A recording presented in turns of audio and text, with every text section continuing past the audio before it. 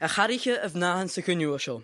Bohalman tosioch pwynt na ga a hoca o'r carachin o unar fioharam. Hwyrst Megan an sa chogwne eichge gron na peper yn neach lan scaniol ag ysgwtol.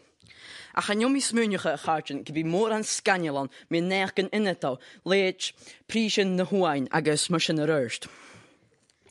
Y farach gysyn hwyrsti gyda coirs noch yn môr miarfloch ar y neithr lian. Ach Jamie yn coirs noch big ynetal, yn coirs noch a ha u ffwrwch awn.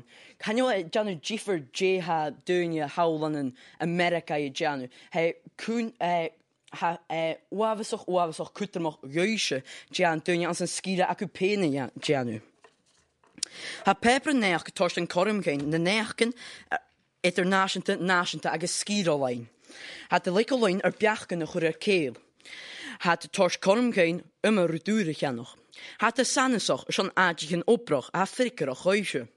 Had de torst na neachgen spors a små dan skira an sa villu. Eis had lomme laantje visserige popo leech inultre a his keith plande. A jemus a vi an een peper neach. Le uritje ruten fema a leon na duljakke nachke. Kimmer a suring ella agus megen insigin gewon a lion achke shachet. Ha mi hins is bria isig ha go peperen neach more.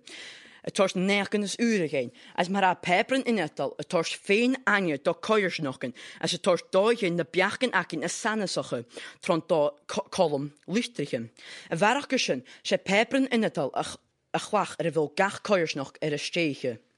Vaak in mi schuurgaartjen lenne brieren, her pialu a fepe bik. As je scho, je ha peperen laan ju meen.